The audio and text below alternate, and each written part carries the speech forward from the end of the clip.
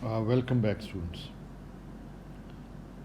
Just a review of अगर थोड़ा सा हम रिव्यू कर लें कि पिछले लेक्चर में हमने क्या डिस्कस किया था।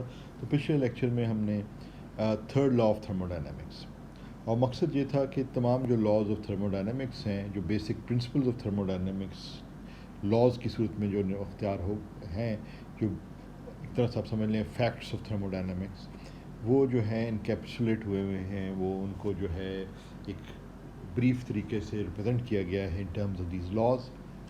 और हमने ज़ीरोथ लॉ ऑफ थर्मोडायनेमिक्स का भी, जो कि थर्मल इक्विलिब्रियम के हवाले से था, हमने जो है फर्स्ट लॉ ऑफ थर्मोडायनेमिक्स को भी डिस्कस किया था, हमने सेकंड लॉ ऑफ थर्मोडायनेमिक्स को भी डिस्कस किया था, और अब फाइनली जो है there is a third law of thermodynamics. So that actually covers all the laws of thermodynamics. और थर्ड लॉ ऑफ थर्मोडायनेमिक्स, जैसे मैंने पिछले लेक्चर में जिक्र किया था, कि ये फर्स्ट एंड सेकंड लॉ से बड़ा फ़र्क है इन द सेंस दैट इसमें कोई नया स्टेट वेरिएबल या फंक्शन ऑफ स्टेट जो है उसको डिफ़ाइन नहीं किया जाता। जैसे फर्स्ट लॉ में एनर्जी को, सेकंड लॉ में एंट्रोपी के बारे में को डिफ़ाइन करना और उसकी चेंजेस के हवाले से जो है बेसिक प्रिंसिपल सामने आते हैं, बेसिक लॉ सामने आता है।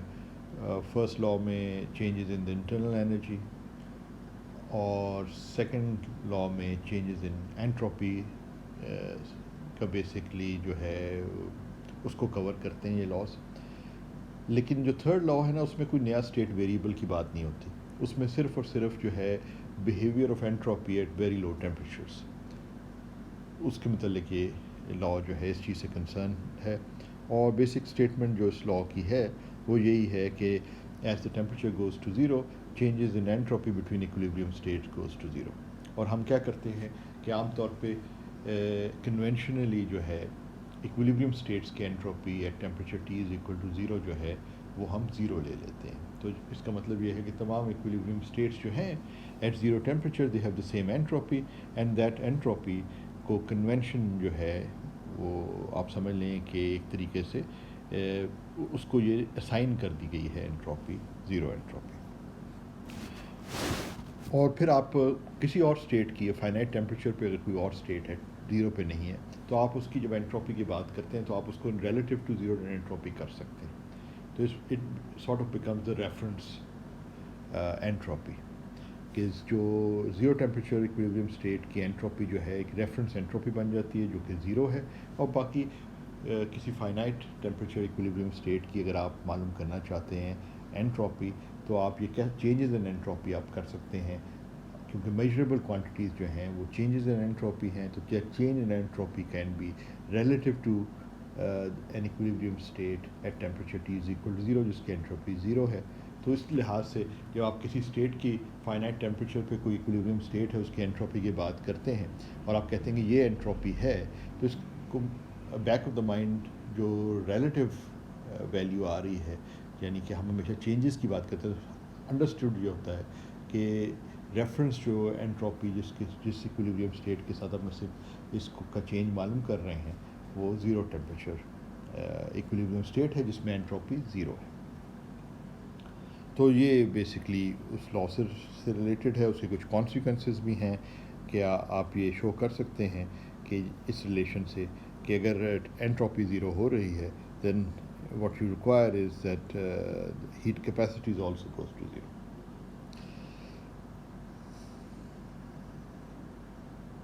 अच्छा, उसके अलावा जो है इम्पॉर्टेंट एक थ्योरम है स्टैटिस्टिकल फ़िज़िक्स का, जो कि क्लासिकल स्टैटिस्टिकल फ़िज़िक्स का इम्पॉर्टेंट थ्योरम है, जो इक्विपार्टीशन थ्योरम कहलाता है। और उसमें यह है कि हम डिफ़ाइन करते हैं कि एनर्जी की एक्सप्रेशन अगर हम लिखें तो उनमें जो भी टर्म्स आ रही हैं जिनमें कुछ क्वाड्रेटिक डिपेंडेंस ऑफ डायनामिकल जो वेरिएबल्स हैं, जैसे कि पोजीशन है, जैसे कि वेलोसिटी है, जैसे कि मोमेंटम है, तो इनको अगर ये क्वाड्रेटिकली अगर अपीयर हो रहे हैं तो हर वो टर्म जो है एक मोड के तौर पे हम उसको लेते हैं। और अगर एवरेज एनर्जी उस सिस्टम की मालूम करना चाहें, ये सोचें कि वो क्लासिकल सिस्टम जो है वो थर्मोडायनेमिक इक्विलिब्रियम में है at some finite temperature T, तो उसकी अगर हम एवरेज एनर्जी मालूम करना चाहें तो it will be half K B T for each mode. तो जितने भी मोड्स हैं उनके नंबर को आप हाफ के बी डी से मल्टीप्लाई कर दें तो आपको average energy of that classical statistical system at thermal equilibrium at temperature T मिल जाएगा, ठीक है ना। तो एक तरह से एक थर्मोडायनामिक इक्विलिब्रियम पे अगर एक सिस्टम है तो उसकी एवरेज एनर्जी मालूम करने के लिए कि बहुत ही डायरेक्ट और आसान तरीका बन जाता है कि आप you just count the number of modes and assign half K B T value of energy. Half K B T हमने यहाँ पे कैलकुलेट की थी, half K B T energy जो है टू ईच मोड। मोड से मुराद ये है कि एनर्जी में इस किस्म की कोई एक्सप्रेशन होगी। एक्स जो है वो पोजीशन भी हो सकता है, एक्स जो है पी अगर डाल दें तो मोमेंटम भी हो सकता है, वी डाल दें तो वेलोसिटी भी हो जाता है। तो या तो आप एनर्जी को लिखेंगे इन terms of velocity and position, ये डायनेमिकल वेरिएबल्स की टर्म्स में, या आप लिखेंगे मोमेंटम और पोजीशन की टर्म्स में। तो जो भी है आपको वो टर्म्स देखनी पड़ेंगी जो क्वाड्रेटिक है। तो हर क्वाड्रेटिक टर्म जो है जो इस तरीके से अपीयर होती है, कोई कोफिशेंट है और साथ एक्स आ रहा है या पी आ रहा है स्क्वायर की फॉर्म में, क्वाड्रेटिक फॉर्म में, या वेलोसिटी आ रही है, तो उसको आप एक मोड कंसिडर करेंगे और उसकी एनर्जी जिस तरह हमने इधर जो है ये हमने एक्सप्लिसिटली इंटीग्रेट करके डिटर्मिन भी की थी। एवरेज एनर्जी इस तरीके से मालूम की जाती है कि उसकी वैल्यू जो है वो हाफ के बी टी होती है ईच मोड की। So each mode of a system in thermodynamic equilibrium at temperature T has mean energy of half K B T. तो ये हाँ, और इसमें फिर हमने कुछ एग्जांपल्स भी देखी थी कि अगर वन डायमेंशनल में हार्मोनिक ऑसिलेटर ले लिया जाए जो कि basically mass spring system type है, या आप पेंडुलम ले लें, जो भी ये ऑसिलेटर टाइप बिहेवियर जो शो करते हैं वन डायमेंशन में, तो आपके पास दो मोड्स होते हैं उस केस में, जिसकी एग्ज़ाम्पल यहाँ बेसिकली एनर्जी की एक्सप्रेशन जो है ना वन डायमेंशनल हार्मोनिक ऑसिलेटर की ये है, ये काइनेटिक एनर्जी, ये पोटेंशियल एनर्जी, और क्योंकि वन डायमेंशन में है तो ये जो वेलोसिटी है ये बेसिकली वी एक्स आप ले लें, इसको समझ लें कि एक्स डायरेक्शन में वेलोसिटी। तो जिसके बाद आपके पास एक ये मोड आ गया और एक ये मोड, दो मोड्स हैं इसके अंदर। इन एनर्जी की एक्सप्रेशन से देख के आप ये आइडेंटिफाई कर लेते हैं कि दो जो हैं टर्म्स हैं जिनमें क्वाड्रेटिक डिपेंडेंस है डायनेमिकल वेरिएबल्स की, और उनको आप half K B T assign कर देते हैं। तो 2 into half K B T give you के बी टी। इसका मतलब वन डायमेंशनल हार्मोनिक ऑसिलेटर जो है वो अगर थर्मोडायनेमिक इक्विलिब्रियम में है एट टेम्परेचर टी, तो उसकी मीन एनर्जी या एवरेज एनर्जी जो है वो के बी टी है, ठीक है।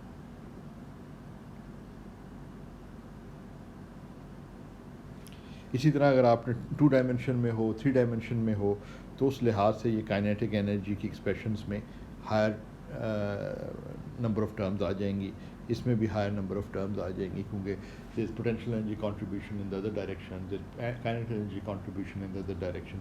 तो आप सिंपल मोड काउंटिंग से हाफ के बी टी अलबत्ता साइन करें। तो इसमें खूबसूरती और मज़े की और जो यूनिवर्सल रिजल्ट है जो सब जगह अप्लाई होता है वो ये है कि half K B T for each mode.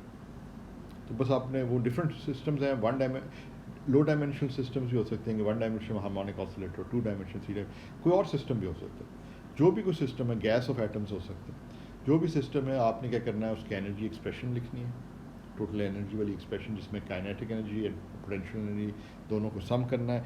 Kinetic energy की जो भी कॉन्ट्रीब्यूशन हैं वो साइड डालनी है, पोटेंशियल एनर्जी की जो भी कॉन्ट्रीब्यूशन है वो साइड डालनी है, और फिर आपने देखना है कि क्वाड्रेटिक टर्म्स को कितनी हैं और उनसे आपने आइडेंटिफाई करना है कि नंबर ऑफ मोड्स, और हर मोड को आपने half K B T assign कर देना। That's how you calculate the. तो दिस क्वाइट सिंपल। जिस तरह अब आपने मोनोटॉमिक गैस ली है 3 डायमेंशंस में, तो पोटेंशियल एनर्जी इनके दरमियान कोई नहीं है, the gas is so dilute, ideal gas है, and there is no interaction between the atoms of the gas. So only contribution is kinetic energy, जिसमें 3 कॉन्ट्रीब्यूशंस हैं एक्स, वाई और जी डायरेक्शन में। तो ये अब 3 को आप सिर्फ काइनेटिक एनर्जी कॉन्ट्रीब्यूशंस हैं, और 3 डायमेंशन में तो 3 टर्म्स आ गई, तो 3 quadratic terms depending on the velocity, ठीक है ना। तो आपके 3 मोड्स हो गए, और हाफ के बी टी आपने हर मोड को साइन किया, 3 से मल्टीप्लाई कर दें, तो this is the average energy of this gas off atoms जो है। अगर एन एटम्स हैं तो 3/2 एन के बी टी हो जाएगी। This is for a single, this is for a single atom, and then जो है आपके पास अगर एन एटम्स हैं तो आप एन से मल्टीप्लाई कर देंगे। So that's how you determine the. तो अगर ये हमने पहले की थी तो इसमें ये लिखना चाहिए था पिछली दफ़ा, mean energy of an atom of the gas.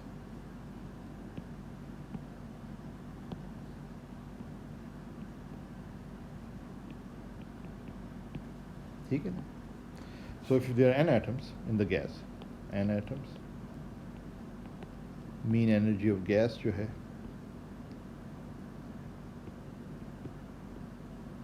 वो आपके पास होगी 3/2 NkBT। ठीक है जी।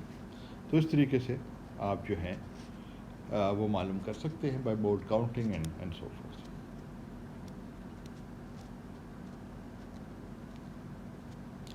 तो ये हमने पिछले लेक्चर में कर लिया था। आज हमने क्या करना है कि हम नाउ वी बेसिकली एक बहुत ही इम्पॉर्टेंट, आप समझ लें कि स्टैटिस्टिकल फिज़िक्स का एक बहुत ही इम्पॉर्टेंट क्वांटिटी है।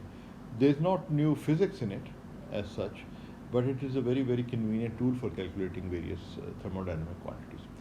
स्टैटिस्टिकल फिज़िक्स की बेसिक जो रूह है वो ये है कि आप कनेक्ट करना चाह रहे हैं माइक्रोस्कोपिक प्रॉपर्टीज़ और मैक्रोस्कोपिक प्रॉपर्टीज़। तो उस मकसद से जो है आप ये जानना चाह रहे हैं कि अगर हम माइक्रोस्कोपिक, जिस तरह हमने बोल्ट्जमैन जो एक्सप्रेशन थी एंट्रोपी की, उसमें भी देखा कि राइट हैंड साइड पे जो है जब आप log of the number of microstates लेते हैं तो microstates are basically representation of the state of a system at the microscopic level, और उसको आप कनेक्ट कर रहे हैं एक मैक्रोस्कोपिक थर्मोडायनेमिक प्रॉपर्टी से जिसको हम एंट्रोपी कहते हैं।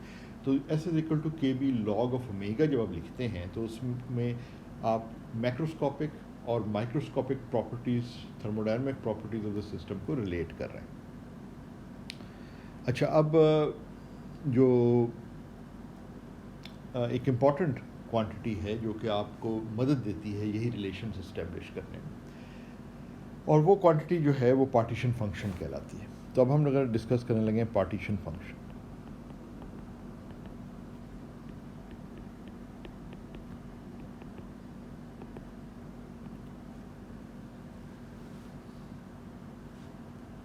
अच्छा, पार्टीशन फंक्शन हमने वैसे तो पहले इंट्रोड्यूस कर चुके हैं। ये पार्टीशन फंक्शन जो है ये हम पहले इंट्रोड्यूस कर चुके हैं और ये हमने उस कॉन्टेक्स्ट में किया था। अच्छा, एक सेकंड होल्ड करें।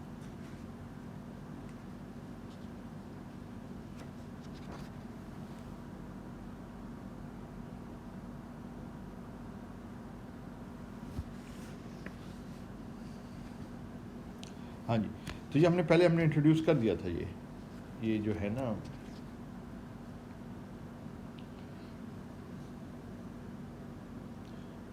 पार्टीशन फंक्शन हमने पिछली दफ़ा इंट्रोड्यूस कर दिया था जब हमने बोल्ट्जमैन डिस्ट्रीब्यूशन को डिस्कस किया था। तो आपको याद होगा कि बोल्ट्जमैन डिस्ट्रीब्यूशन हमने लिखी थी, अगर द प्रोबेबिलिटी, अगर सिस्टम जो है इक्विलिब्रियम में है एट सम टेम्परेचर टी, तो and can there's various energy states that are accessible to the system. So your probability to be in a particular state with energy EI is given by this expression. इसमें जो नीचे आपके पास आ रहा है यहाँ पे denominator में, ये पार्टीशन फंक्शन कहलाता है, और इसकी जो एक्सप्रेशन है it's a sum over the states of Boltzmann factors. ये जो फैक्टर्स हैं ना, ये बोल्ट्जमैन फैक्टर्स कहलाते हैं। तो ये सम ओवर द स्टेट्स हैं, आई के ऊपर जो सम है, ये आई जो है लेबल कर रहा है मुख्तलिफ स्टेट्स को। तो आप सम ले रहे हैं मुख्तलिफ स्टेट्स पे। किस चीज़ का सम ले रहे हैं? हर स्टेट के लिए जो हम इम्पॉर्टेंट है वो ये है कि एनर्जी क्या है, और जब आपको उसकी एनर्जी मालूम होती है तो आप इस तरीके से एक फैक्टर बनाते हैं, एक्सपोनेंशियल माइनस बेटा ई आई। हाँ, बेटा जो है वो 1/kBT है। तो जब आप ये लिखते हैं तो ये जो है आप सम ओवर द स्टेट्स करते हैं and sum over the states of the Boltzmann factors आप कर लेते हैं। ठीक है ना जी? और तो ये जो है sum over states of the Boltzmann factor जो है, ये क्वांटिटी जो है पार्टीशन फंक्शन कहलाती है। और it turns out that this quantity, वैसे तो लग रहा है कि सिर्फ ये नॉर्मलाइजेशन, उस वक्त जब हमने इसको इंट्रोड्यूस किया था तो हमने कहा था कि टोटल प्रोबेबिलिटी नॉर्मलाइज होनी चाहिए, यानी कि sum of the probabilities for all the states that are available to the system should be equal to 1, जैसे कि हर रीजनेबल probability को होना चाहिए, probability function को होना चाहिए, ये constraint probability functions पे होती है, उस वक्त तो हमें ये normalization coefficient ही के तौर पे हमने इसको लिया था, लेकिन turns out that is more valuable than that, इसकी इससे ज़्यादा यूटिलिटी है, इसके ज़्यादा फ़वाइद हैं इससे ज़्यादा, और उसकी तरफ ही हम आने लगे हैं. तो there is no new physics as such जो भी हम डिस्कस कर रहे हैं, मगर ये आपको एक तरीक़ेकार, एक एल्गोरिदम, एक रेसिपी दे रहा है कि आप कैलकुलेट चीज़ों को कैसे करेंगे स्टैटिस्टिकल फिज़िक्स में. तो अब जो चीज़ सामने आ रही है वो मैं ये कहना चाह रहा हूँ कि जो पार्टीशन फंक्शन है, if you can calculate the partition function for a system, you can calculate all the thermodynamic properties that you are interested in. तो इसका मतलब है जहाँ तक microscopic information of the system is concern, all the microscopic information that you need for the system to calculate the thermodynamic properties is all encapsulated by the partition function. यानी कि तमाम तर partition function के अंदर मौजूद है वो तमाम information. तो तरीक़ेकार क्या होता है, important चीज़ जो है इसको हम रेड में लिख लेते हैं.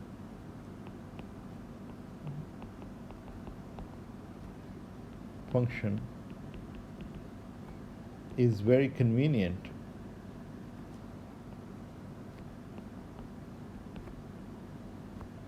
in calculating thermodynamic properties of a system.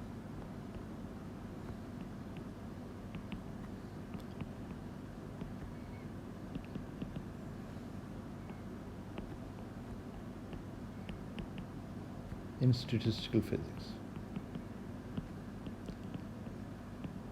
तो इसका मतलब ये है कि जहाँ तक माइक्रोस्कोपिक्स ऑफ द सिस्टम की कंसर्न है ना, वो तमाम की तमाम वो जो माइक्रोस्कोपिक इन्फॉर्मेशन है वो तमाम तरह आप समझ लें कि पार्टीशन फंक्शन ही में मौजूद है. तो बेसिक जो एम आपका रह जाता है वो पार्टीशन फंक्शन को कैलकुलेट करना. Once you get the partition function, हम आपको ये तरीके अब इसको डिस्कस करेंगे हम आज के लेक्चर में कि आप जो है फिर थर्मोडायनेमिक प्रॉपर्टीज़ उससे कैसे कैलकुलेट करना.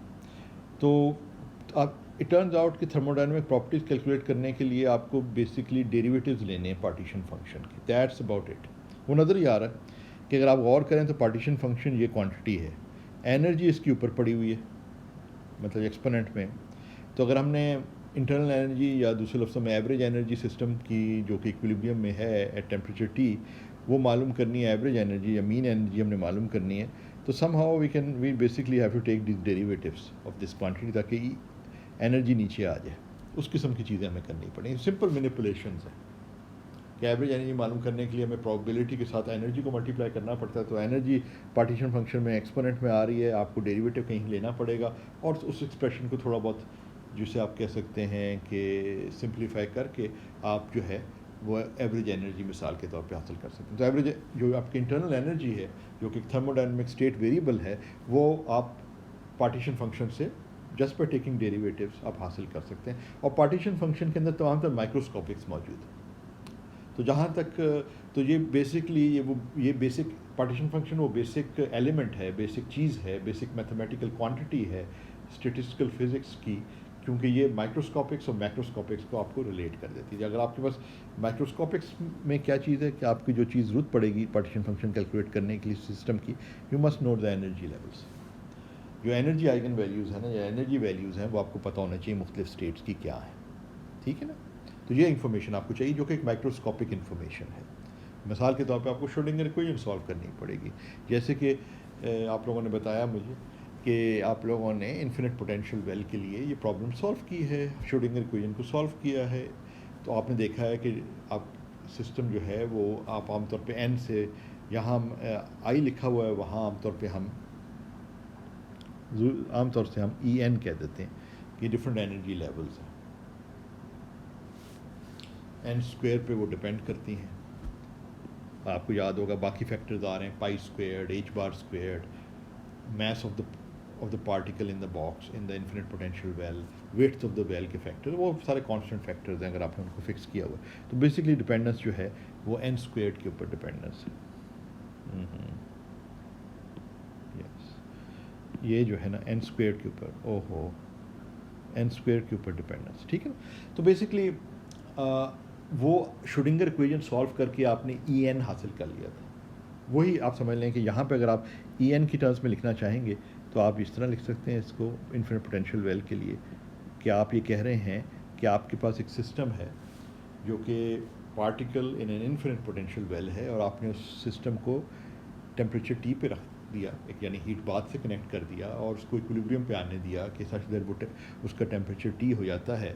तो अब उसकी थर्मोडायनेमिक प्रॉपर्टीज़ आप हासिल करना चाहते हैं, उसकी थर्मोडायनेमिक स्टडी करना चाहते हैं मिसाल के तौर पर, तो आपको as far as the microscopic information is concern, all you need is, जो भी हम बात कर रहे हैं, पार्टीशन फंक्शन की ज़रूरत है।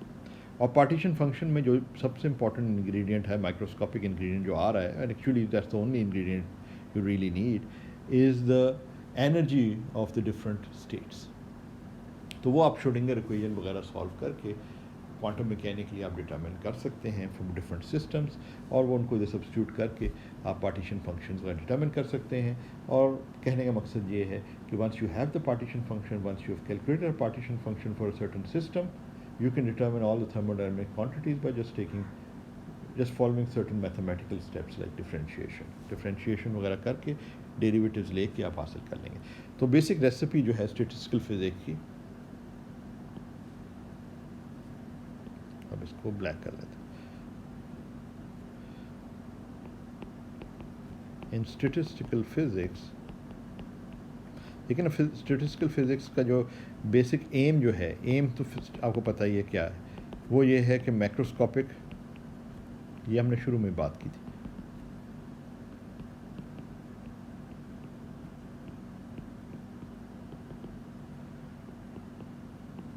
प्रॉपर्टीज़ को माइक्रोस्कोपिक प्रॉपर्टीज से रिलेट करना, ठीक है ना।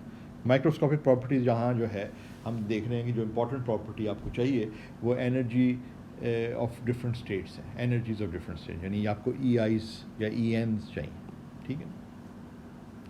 और अब ये कहने का मकसद है कि माइक्रोस्कोपिक्स जितनी भी हैं वो जो हैं वो आपकी पार्टीशन फंक्शन के अंदर है, और बाकी जितने भी आपको थर्मोडायनेमिक क्वांटिटीज़ हैं जैसे U है, S है and so forth, you can determine from the entropy वगैरह और इंटरनल एनर्जी वगैरह आप यहाँ से। तो microscopics, all the microscopics is in here in the partition function, and from the partition function you have a recipe, एक तरीक़ेकार मौजूद है, मैथमेटिकल स्टेप्स मौजूद हैं जिनके तहत आप जो है इंटरनल एनर्जी, यानी कि इंटरनल एनर्जी को भी आप पार्टीशन फंक्शन की टर्म्स में लिख सकते हैं as derivatives of the partition function, entropy को भी इसी तरह लिख सकते हैं। तो once you have the partition function, आप उस फॉर्मूले में डालें और आप थर्मोडायनेमिक प्रॉपर्टीज़ कैलकुलेट कर सकते हैं, माइक्रोस्कोपिक प्रॉपर्टीज़ कैलकुलेट कर सकते हैं from the माइक्रोस्कोपिक्स।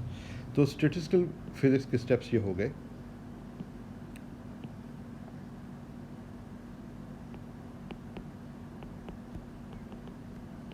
In solving statistical mechanical problems, stat mech की जो प्रॉब्लम्स हैं वो फिजिक्स कह देता हूँ उसको।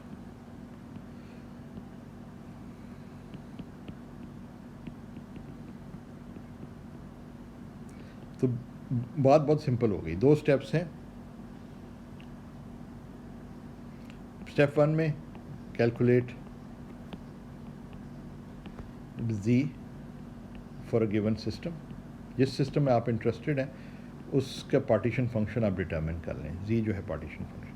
2, कैलकुलेट स्टेट फंक्शंस, जिस तरह मैंने कहा पार्टीशन फंक्शन से आप जो है इंटरनल एनर्जी, एंट्रोपी वगैरह डिटरमिन कर सकते हैं। तो state functions such as U, S, dot dot dot others from Z, from the partition function. So these are actually the two steps that you need. That's it. That's all there is to.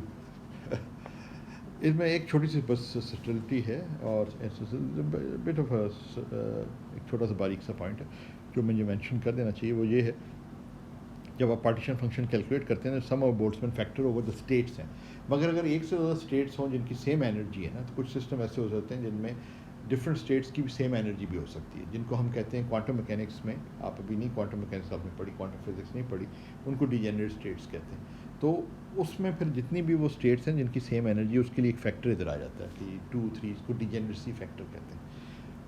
हमें इस course में तो उसकी ज़रूरत नहीं है, मगर मैंने कहा जैसे वैसे ही मेंशन कर दूं कि ये जो है वो चीज़ है। और हम इस केस में जो है ना सिंगल पार्टिकल पार्टीशन फंक्शन को डिस्कस करेंगे, ये भी इंपॉर्टेंट पॉइंट है।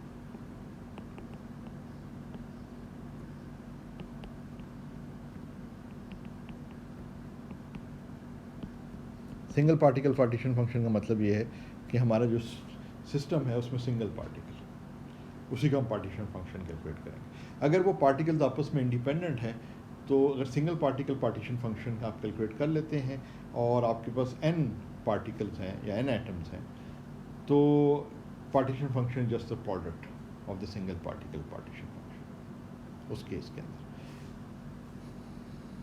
तो अगर आपने single particle partition function Z1 से लिखें तो n पार्टिकल पार्टीशन फंक्शन अगर सारे इंडिपेंडेंट है तो पावर n हो जाएगा, Z1 into Z1 into Z1 into Z1 Z1। तो अगर इंडिपेंडेंट नहीं है तो then you have to solve it for those n particles together.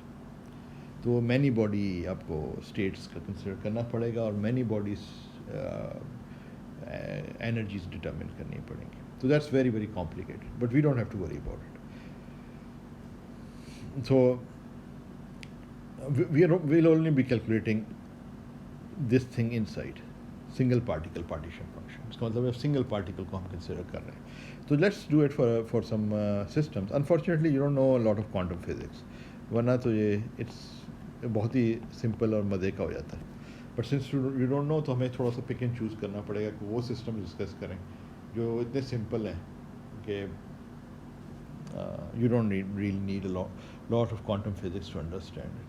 तो simplest system जो आपको मिल सकता है, obviously simplest microscopic system जो आपके सामने हो सकता है other than a system with a single level या state, you have simplest system जो है, जो तो बहुत ही simple है, वो तो एक state वाला system तो it's like hardly has any good interesting वो आपको थर्मोडायनेमिक्स मिले। उससे ज़्यादा जो है वो है जिसमें एक से ज़्यादा लेवल हो, एक से ज़्यादा लेवल्स जो है 2 हो सकते हैं सबसे सिंपलेस्ट, फिर 3 4 5 बढ़ती चले जाएँ तो कोई भी नंबर हो सकता है up to infinity. But the simplest आप जो कंसिडर कर सकते हैं जो कि थोड़ा सा नॉन ट्रिवियल है, बहुत ही ज़्यादा सिंपल नहीं है मगर थोड़ा सा उसमें जान है, वो है 2 level system. But it has a lot of wonderful physics in it. 2 level system, इसको हमने पहले वैसे डिस्कस भी किया है। प्रॉबिलिटीज़ की जब हमने बात की थी उसमें हमने पार्टीशन फंक्शन भी कैलकुलेट किया था। तो दोबारा से हम आ जाते हैं क्योंकि अब हम सिर्फ और सिर्फ जो है पार्टीशन फंक्शन को कैलकुलेट कर रहे हैं और हम ये एज्यूम कर रहे हैं कि ये 2 लेवल सिस्टम है और अपनी कन्वीनियंस के लिए हमने जो ज़ीरो ऑफ एनर्जी है ना वो हमने इधर बीच में कहीं रख दी है और जो लोएस्ट एनर्जी लेवल है उसे -Δ/2 कह दिया है और जो हायर एनर्जी लेवल है उसको हमने Δ/2 कह दिया। तो अब this is basically a 2 level system, level 1 and level 2, 2 levels हैं। यानी इसका मतलब है कि जो आपका पार्टिकल है वो इन 2 स्टेट्स में हो सकता है जिनकी एनर्जी -Δ/2 है और Δ/2 है। लोएस्ट एनर्जी वाली जो स्टेट है उसकी एनर्जी -Δ/2 है और उससे हायर एनर्जी वाली जो स्टेट है उसकी एनर्जी Δ/2 है। डेल्टा कोई नंबर है। तो अगर अब आप कहते हैं जी what is the partition function,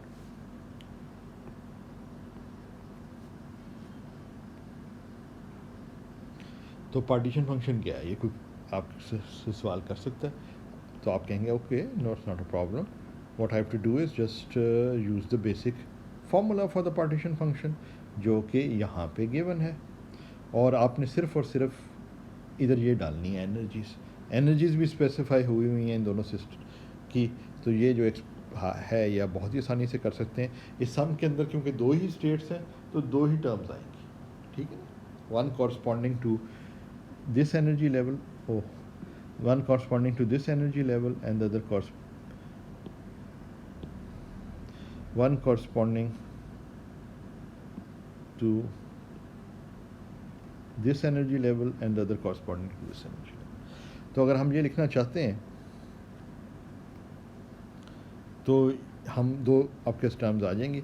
आप सिस्टम अब इमेजिन आप ये कर रहे हैं कि आपका सिस्टम जो है एक थर्मोडायनेमिक इक्विलिब्रियम में है टेम्परेचर T, ठीक है ना, और सिस्टम क्या है? सिस्टम जो है ना आपका एक पार्टिकल है जो दो स्टेट्स में हो सकता है, जिसको आप कह सकते हैं दो लेवल्स, एनर्जी लेवल्स में हो सकता है। वो एक की एनर्जी -Δ/2 है, दूसरे की Δ/2 है। तो that's your system. A single particle that can has only two accessible states and it is at equilibrium at temperature T।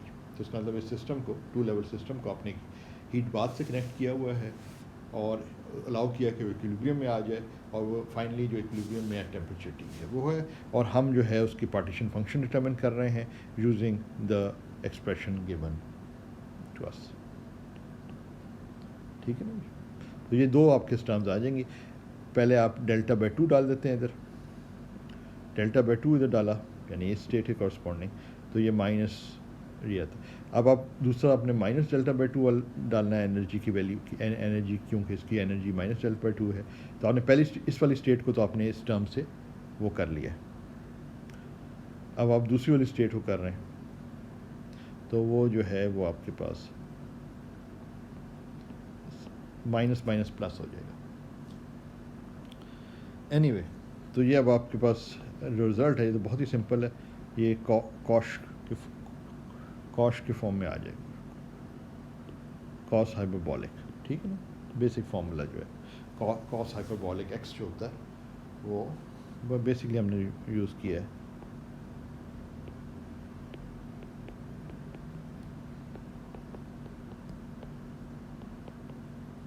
/2। तो ये जो है x की जगह ये आ गया, इसको इस तरह देख लें।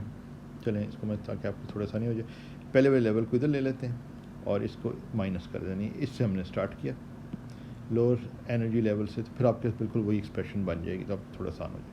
तो ये x जो है x जो है वो ये है एक्सपोनेंट, और यानी बेटा Δ/2x है। तो ये आप देख रहे हैं कि ये दोनों जो हैं ये न्यूमरेटर हैं इसका, तो 2 इधर ले गए, तो ये आपके पास जो है ये आपके पास आ गया। ठीक है?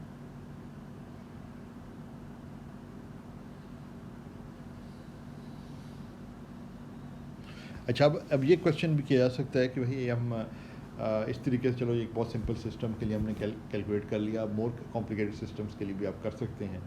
अब अगर आप बुक देखें तो बुक में एग्जांपल है हार्मोनिक ऑसिलेटर की, जिसकी एनर्जी जो है वो हार्मोनिक ऑसिलेटर की जो एनर्जीज होती हैं वो आमतौर पे हार्मोनिक ऑसिलेटर, मैं उस पर कर नहीं रहा मगर थोड़ा वैसे ही मेंशन कर देता हूँ क्योंकि वो आपने क्वांटम फिजिक्स पढ़ी नहीं ना। अभी हमने इक्विपार्टीशन थ्योरम में जो है ना हमने क्लासिकल हार्मोनिक ऑसिलेटर को कंसिडर किया था, जिसकी स्टेट जो है ना वो x और v की टर्म्स में या x और p की टर्म्स में दी जा सकती है।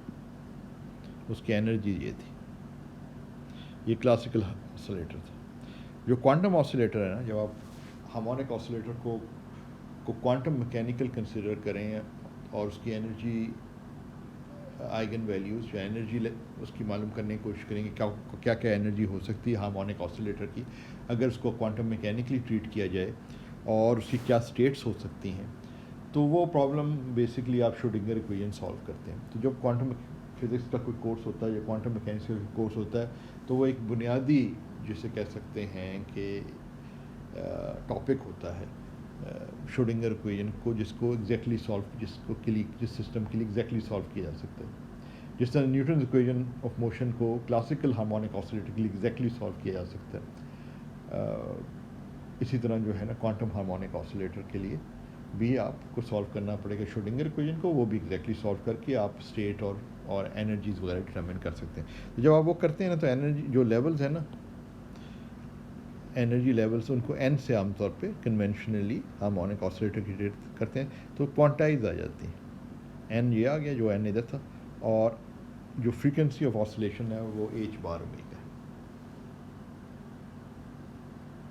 तो ये जो फ्रीक्वेंसी ऑफ ऑसिलेशन आ रही है वही है जो, अगर आप क्लासिकल ऑसिलेटर है ना जिसको के लिए हमने इधर एनर्जी लिखी थी, तो ये जो एक्सप्रेशन थी ना ½ इसको अगर आप चाहें तो ½ m, अगर ऑसिलेटर का जो मास है उसको half M omega squared X squared भी लिख सकते हैं। के जो है ना वो एम ओमेगा स्क्वेयर्ड है, omega is the angular frequency of the oscillator. तो यहाँ पे भी वही आ रहा है। तो जब आप श्रोडिंगर इक्वेशन सॉल्व करते हैं तो आपको पता चलता है कि क्लासिकल ऑसिलेटर जो है उसकी कोई भी एनर्जी हो सकती है। जो क्वांटम ऑसिलेटर है ना उसकी, हार्मोनिक ऑसिलेटर, उसकी जो है वो क्वांटाइज्ड एनर्जीज हो सकती हैं, कुछ स्पेशल एनर्जीज हो सकती हैं। एन जो है स्टार्टिंग फ्रॉम एन की, एन जो इधर आ रहा है वो एन इज इक्वल टू 0 है, 1 2 टू इन्फिनिटी। सो जो आपके पास सबसे कम एनर्जी स्टेट है वो E0 है, जिसकी एनर्जी जो है इधर n को 0 पुट कर दें तो हाफ h बार ओमेगा आ जाती है।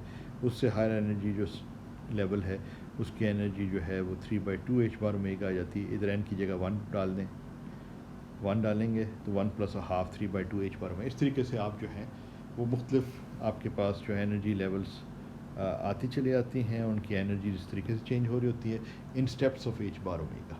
तो ये बेसिकली जो ये इधर हमने 2 लेवल डायग्राम बनाया है ना, तो ऑसिलेटर के लिए जो आपके पास डायग्राम बन जाता है उसमें एनर्जी स्टार्ट होती है 0 से and then it goes to, sorry 0 नहीं, गलत मैं कह रहा हूँ, n इज़ इक्वल टू 0 है, फिर n इज़ इक्वल टू 1 है, फिर n इज़ इक्वल टू 2 है, n इधर लिख रहा हूँ। एनर्जीज जो हैं वो जिस तरह भी हमने कैलकुलेट की वो हाफ h बार ओमेगा है। n इज़ इक्वल टू 1 जो आपके पास लेवल है उसकी एनर्जी 3/2 h बार ओमेगा है। उससे आगे जो हायर एनर्जी लेवल है वो n इज़ इक्वल टू 2 है, जो इधर आप 2 पुट करें, 2 प्लस हाफ आपको 5/2 h बार ओमेगा मिल जाएगा। तो 5/2 h बार ओमेगा है। और इस तरीके से तो ये तमाम तर जो एनर्जी लेवल्स हैं इनके दरमियान जो स्टेप है यानी डिफरेंस है एनर्जी का वो h बार ओमेगा है। तो ये कांस्टेंट स्टेप वाले या समझ लें एक तरह से it's a ladder of states, सीढ़ी है स्टेट्स की जिनका बराबर स्टेप है एनर्जी का, वो h बार ओमेगा। तो ये क्वांटम हार्मोनिक ऑसिलेटर है, इधर Q भी लिख देता हूँ to distinguish it from the classical harmonic oscillator. तो इस तरीके से आपके पास एनर्जीज अगर आ गई हैं, अब मैं अगर आपको ये एनर्जीज दे दूँ, या तो किसी ने सॉल्व किया खुद से बैठ के या कोई आपको ये इन्फॉर्मेशन दे दे, तो पार्टीशन फंक्शन आप कैलकुलेट करना आपके लिए कोई मुश्किल नहीं है। बेसिकली जहाँ पे आपके पास 2 स्टेट्स आ रही थी और 2 टर्म्स आ रही थी 2 लेवल सिस्टम के लिए, यहाँ 2 टर्म्स आ रही थी, यहाँ आपके पास एक इन्फिनिट सीरीज़ बन जाएगी, दैट्स ऑल। तो उस केस में अगर मैं थोड़ा सा मेंशन कर ही दूँ, अगर हम इधर आ ही रहे हैं तो आप आमतौर पे इसको n ले लेते हैं, तो n जो है वो 0 टू इन्फिनिटी जा रहा है, क्योंकि यहाँ जो लेवल्स हैं जिस तरह मैंने डॉट डॉट डॉट इधर ज़ाहिर किया वो ये ज़ाहिर कर रहा है कि इधर इन्फिनिटली मैनी लेवल्स, और आपके पास जो है माइनस बेटा En इधर डालना है, ठीक है ना, ये पार्टीशन फंक्शन। अब En जो है हार्मोनिक क्वांटम हार्मोनिक ऑसिलेटर के लिए वो है n plus half h bar omega, h bar omega, ये मैंने वैल्यू डाल दी। अब बाकी अब आपके मैथमेटिकल स्टेप है इसको सॉल्व करना, और उसको सॉल्व करने के लिए आप क्या करते हैं कि n पे डिपेंडेंस जो है सिर्फ और सिर्फ एक टर्म की है, बाकी n पे डिपेंड नहीं कर रहा, जो समेशन से बाहर भी उसको ले सकते हैं। जिस टर्म को आप समेशन से बाहर ले रहे हैं वो है एक्सपोनेंशियल माइनस बेटा ओवर 2 h बार ओमेगा, ठीक है ना। ये जो सेकंड टर्म है ना half h bar omega into बेटा माइनस बेटा, ये जो है इस टर्म के अंदर एक्सपोनेंट में कोई n डिपेंडेंस नहीं है, इसलिए आप इसको जो है, क्योंकि आपको पता ही है कि इसको जो है आप इस तरीके से लिख सकते हैं। मेरा ख्याल है मुझे एक स्टेप इसका और करना चाहिए ताकि आपको समझ में आ जाए। n is equal to 0 to infinity है, आपने इसको जो है एक्सपोनेंट को आप लिख सकते हैं b माइनस बेटा n h bar omega into minus बेटा half h bar omega, second term से हाफ h बार ओमेगा। अब ये वाली जो टर्म है ना इसमें कोई n डिपेंडेंस नहीं है, जो समेशन का इंडेक्स है ना जिसके ऊपर सम कर रहे हैं आप n के ऊपर कर रहे हैं, तो ये वाली टर्म के ऊपर वो कोई इफेक्ट नहीं है, वो सब टर्म्स के साथ मल्टीप्लाई होता चला जाएगा। तो आप इसको समेशन से बाहर भी लिख सकते हैं, अलबत्ता इसको नहीं बाहर लिख सकते क्योंकि इसके अंदर n आ रहा है, तो वो ये चीज़ की जा रही है। तो n is equal to 0 to infinity है। एक्सपोनेंशियल, इसको आमतौर पे इस तरह लिख सकते हैं, ज़्यादा बेहतर है कि n पहले से ज़ाहिर हो जाए।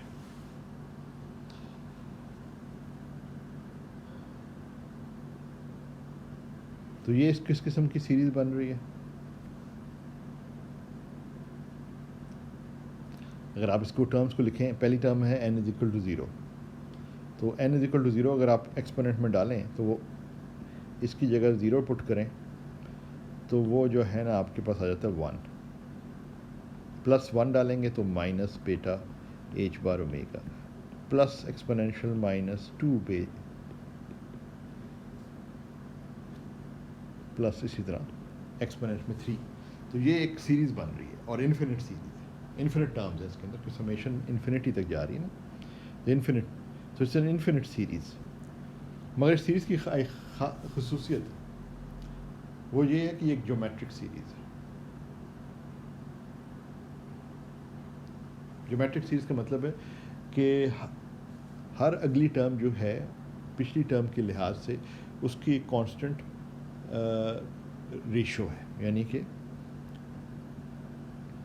इस टर्म को और इस टर्म का अगर रेशो आप बनाएं तो ये बन जाता है एक्सपोनेंशियल, इन दोनों टर्म्स को अगर आप देखें, एक्सपोनेंशियल बेटा h bar omega second term divided by the ratio, का मतलब है डिवाइड आप कर रहे हैं 1 से, तो रेशो क्या बन गई?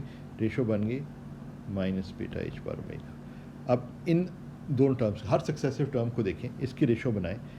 फाइनल टर्म जो है, अगली टर्म जो थी ये 2 बेटा h बार ओमेगा है, इसको पहली टर्म से हम डिवाइड कर देते हैं, जो कि पहली टर्म ये थी, जिस तरह इसकी पहली टर्म 1 थी, इसकी जब आप इसको डिवाइड करते हैं तो यहाँ से क्या आपके पास रिजल्ट आ जाएगा?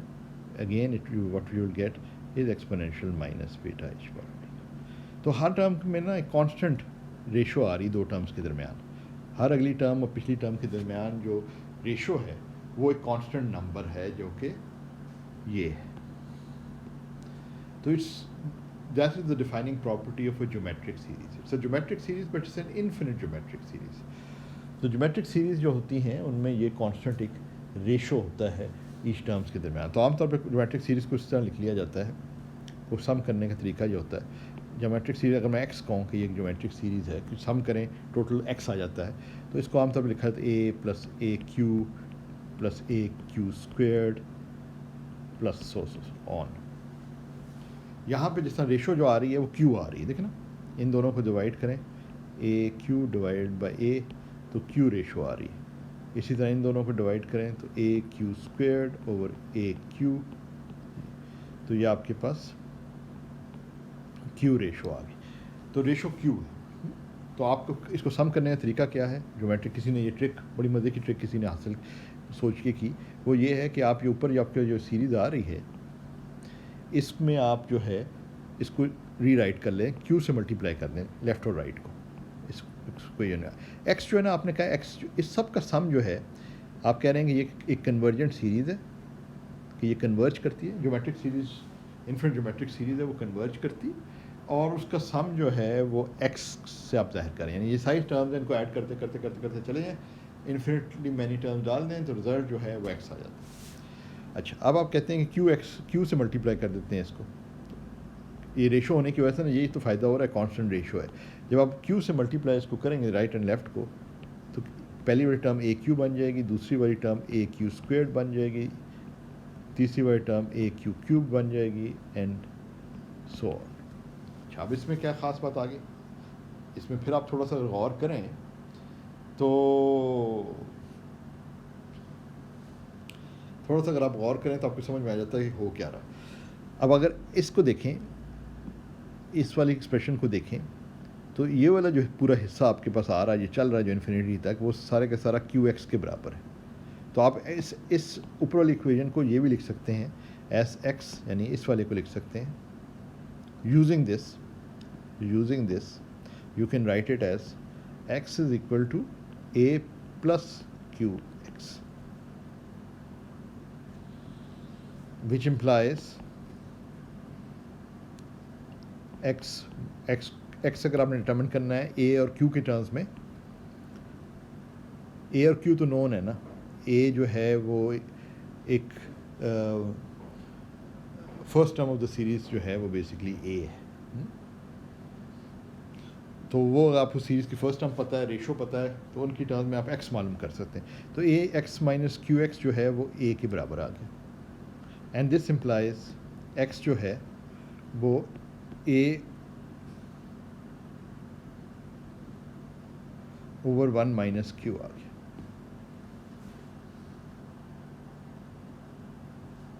तो आपके पास जो सम ऑफ द सीरीज़ आ गया, ज्योमेट्रिक सीरीज़ का जो सम है वो आपके पास फर्स्ट टर्म और कांस्टेंट जो रेशो है क्यू उसकी टर्म्स में आ गया। दोनों नॉन क्वांटिटीज हैं, तो किसी भी ज्योमेट्रिक इन्फिनिट ज्योमेट्रिक सीरीज़ का सम जो है वो आप लिख सकते हैं।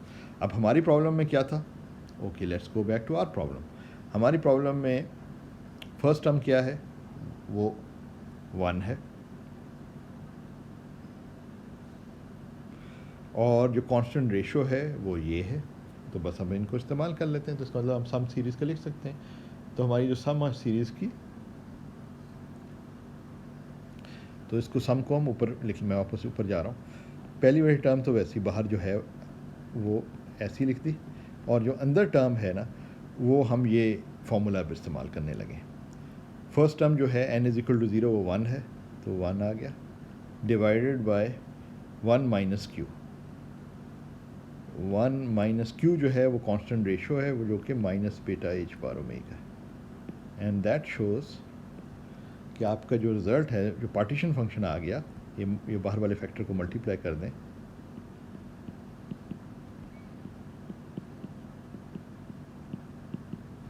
ये आ गया आपका partition function for a quantum harmonic oscillator. And this is one of the most important results in, क्योंकि ये हार्मोनिक ऑसिलेटर से आप क्वांटम हार्मोनिक ऑसिलेटर से, जिस तरह क्लासिकल ऑसिलेटर है, पेंडुलम को भी आप ऑसिलेटर कंसिडर कर सकते हैं। एक एक बॉल है जो कि बॉटम ऑफ, समझ लें किसी बॉल के नीचे एक अब छोटा सा कंकर रखा हुआ है, वो भी ऑसिलेटर, अगर उसको मूव करें तो वो ऑसिलेटर की तरह बिहेव करता है। एक पेंडुलम है जिसको आपने थोड़ा सा मूव किया अपने सेंटर से, इक्विलिब्रियम पोजीशन से, वो भी हार्मोनिक ऑसिलेटर की तरह बिहेव करता है, यानी वही इक्वेशंस फॉलो करता है। क्लासिकल जो न्यूटन इक्वेशंस ऑफ मोशन हैं वो ऑसिलेटर की भी वही हैं। ये सारे हार्मोनिक ऑसिलेटर कहलाते हैं। इसी तरह क्वांटम हार्मोनिक ऑसिलेटर की भी बहुत जगह अपीयर होता है, तो इसलिए ये बड़ा इंपॉर्टेंट एक तरह से रिजल्ट है। I wish you knew enough quantum physics to really appreciate it, but still अगर मैथमेटिकल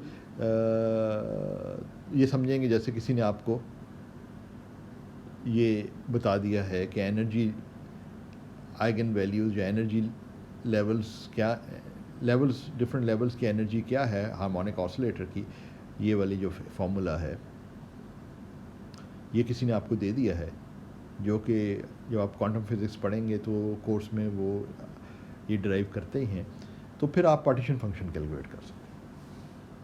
अच्छा, अब मैंने इस लेक्चर में ये साबित नहीं किया, जब पार्टीशन फंक्शन कैलकुलेट करने के तो हमने देख लिया कि मतलब करते हैं, एक दो और एग्जांपल भी हम कर सकते हैं, कई कर सकते हैं। अगले लेक्चर में फिर हम ये करेंगे कि ये जो सेकंड स्टेप है, पहला स्टेप हमने आज जो है इसको देखने की कोशिश की है कि किसी गिवन सिस्टम के लिए पार्टीशन फंक्शन कैसे कैलकुलेट करते हैं, और इससे चीज़ ज़ाहिर होती है कि all you need is these energies of different levels, then you just have to perform the sum over Boltzmann factors for different states. अब हम नेक्स्ट लेक्चर में देखेंगे कि अगर आपके पास पार्टीशन फंक्शन आ जाता है किसी सिस्टम के लिए, तो फिर आप ये थर्मोडायनेमिक क्वांटिटीज़ कैसे कैलकुलेट करेंगे, ठीक है ना, जो स्टेट वेरिएबल्स आप कैसे डिटरमिन करेंगे, तो वो फिर नेक्स्ट लेक्चर में। तो आज के लिए फिर हम इधर रुकते हैं। खुदा हाफिज़।